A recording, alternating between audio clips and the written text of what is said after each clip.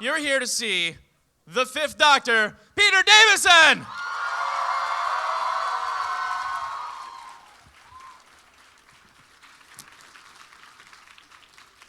I don't hear the music.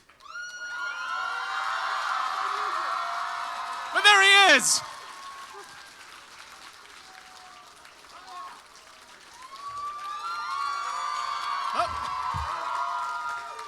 So I was waiting for my music cue back there. I just didn't come. We can make the music bum ba bum ba ba ba bum bum ba ba ba ba ba woo. You know, on my so like the falsetto. BBC that cock up the music cue. All right. Okay, so you can line up and ask Peter questions. Open microphone, go for it.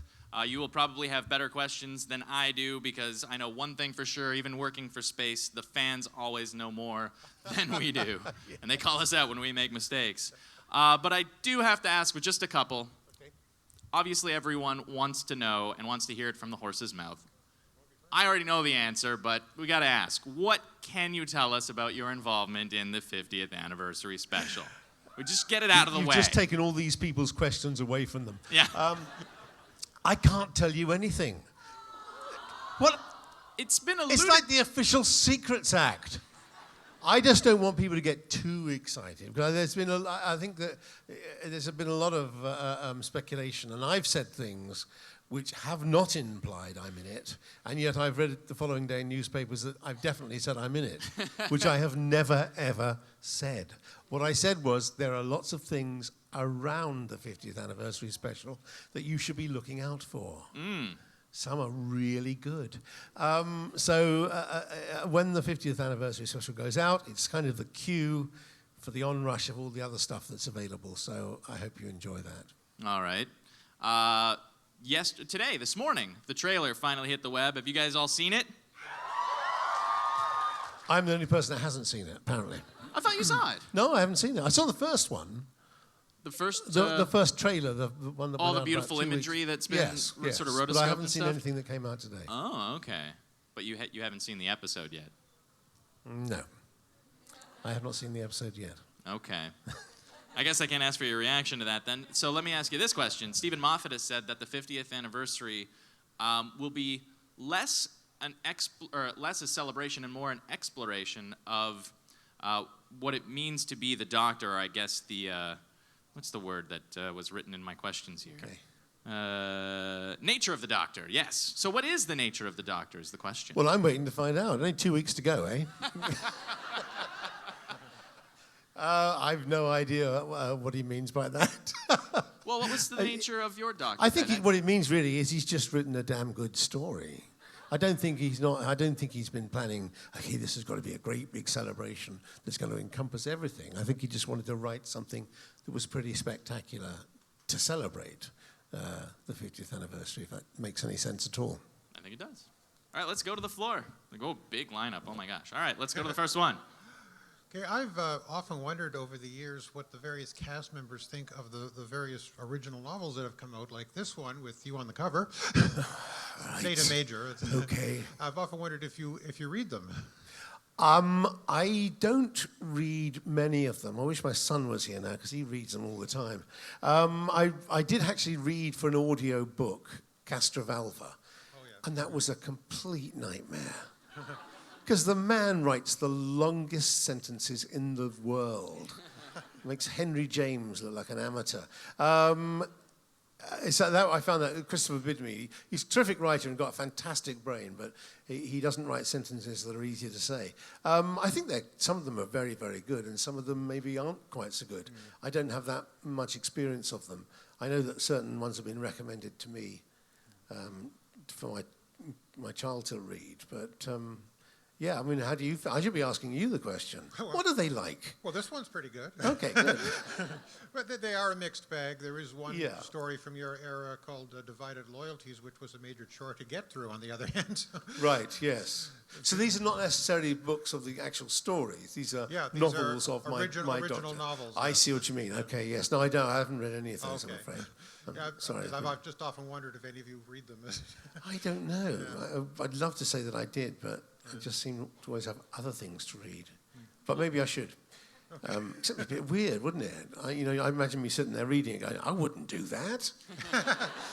I wouldn't say that. Yeah. Just out of curiosity, what about the comic books? Have you seen any of those? Right now, IDW is in lead up to the 50th anniversary doing the Prisoners of Time series, where each Doctor sort of helms one Oh, issue. really? No, I Yeah. haven't. I ought to pay more attention, shouldn't I? Someone bring Just him in a copy. general. Go ahead. First off, I'd just like to say thank you so much for coming out here, especially since we're so close to the 50th anniversary of Doctor Pleasure. Who. Pleasure.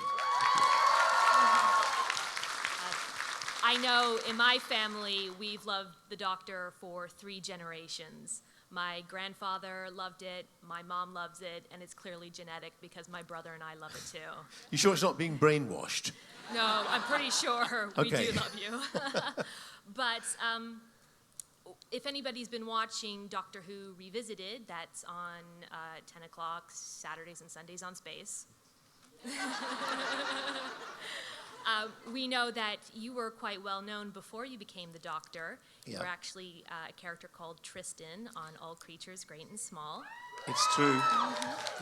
And the character is a young vet in the country, and he's, lazy, and he likes to sleep in and chase after that's all the me, ladies. really. Yes, go on.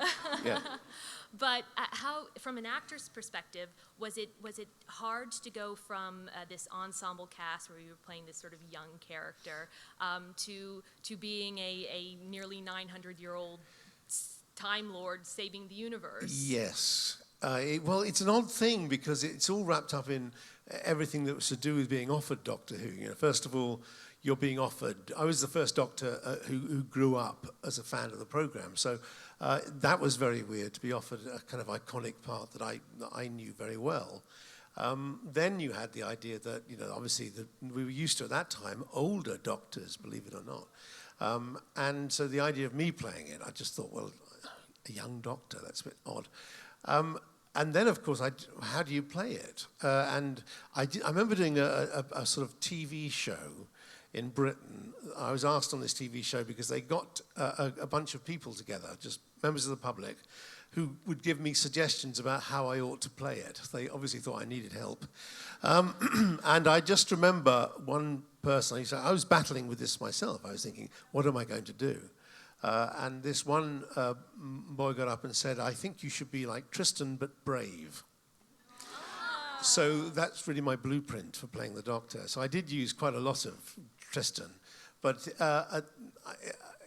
humour was a very big element in All Creatures. I came up against a slight humour block in my time as Doctor Who because John Nathan Turner hadn't really liked Tom Baker's, what he called undergraduate humour. So they had to pull back from that. And I was not, I liked all that stuff. So I was forever trying to sneak it in and being stamped on rather heavily. But you just start at the beginning and you progress and hope that it comes right. But it was slightly intimidating having to go from that. Because I was, as you say, a BBC newcomer in those days. I even had a chair saying BBC newcomer. Oh. Right? Thank you very much. Thank you. Hi there. Hi. Kind of elaborating on what you just kind of said there, did you or the writers of the show fret over making your version of the Doctor unique? Like you already had 4 iterations beforehand. Did you actively try to make them your own? One of the problems that every Doctor has is that the first 2 or 3 scripts he does, obviously my very first one, Castrovalva, was tweaked, but the first few scripts you do were actually written for your previous Doctor. That was the way it worked in those days because they would work so far ahead. So Castrovalva, I guess, was written for me, but certainly the Visitation and the Fort of Doomsday were actually written for Tom. So they had to be sort of adjusted for the new Doctor a bit. So you're never having anything written for you, and you're not really given any help actually. They say basically they cast you. What John said to me, which was terrifying, was that he wanted to cast a personality actor. Now, I never thought of myself as a personality actor at all. I just thought of myself as someone who, got the scripts and came up with a character that was there on the page. So to be told that somehow I would bring something with it, automatically was a bit scary. But no, you're not really given any help, and you don't also, as was mentioned previously, he's a 900-year-old Time Lord from the planet Gallifrey. you don't have a lot of social background to go on. In most normal parts, you'd be going, oh, he comes from this background here, he's got sisters, his father ran away from home when so you'd have all that sort of stuff to go on. You don't really have anything with the doctor. So it's not easy. But no, there was no discussion, sadly. We didn't have time for that. It was straight in. Thank you. Cheers. Hal-Con.